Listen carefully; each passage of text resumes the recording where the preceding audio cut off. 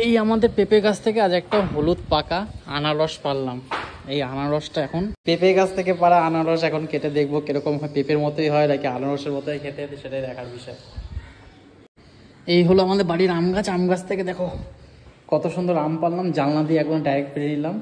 এত সুন্দর আম। আজকে কিন্তু আম আর হচ্ছে আনারস কেটে খাওয়া বাড়ি।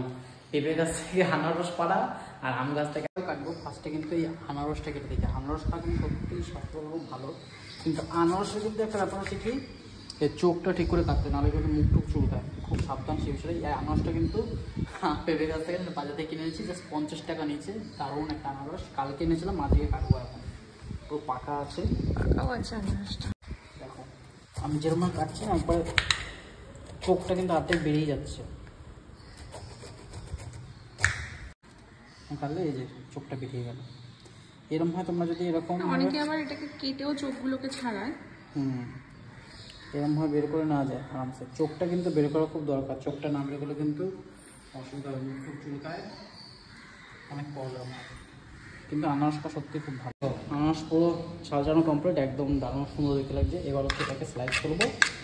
স্লাইস ওপরটা একটু কেটে নাও, মুখটা। মুখ কাটতে হবে না,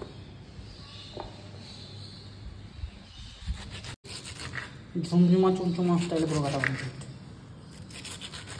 এটা হচ্ছে ওর স্টাইল। রেখে দিই। আমি কাটলাম, আর আমি একটু খেয়ে দেখি। ভালো মিষ্টি। আচ্ছা তুমি হয়তো ওপর পিসটা খেয়ে দিও মনে হয়।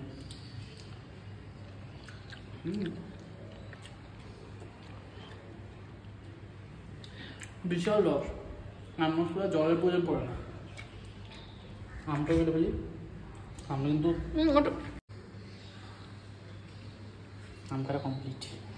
এইটাকে একটু স্লাইস করে নিই। আম আনারস একসাথে চিকচিক করে খাবো। আমরা কলকাতায় যেটা আমটা কিনেছিলাম ওটা কিন্তু হেভি খেতে, এটা জানি না কীরকম হবে। এটা একটু সাদা সাদা টাইপের,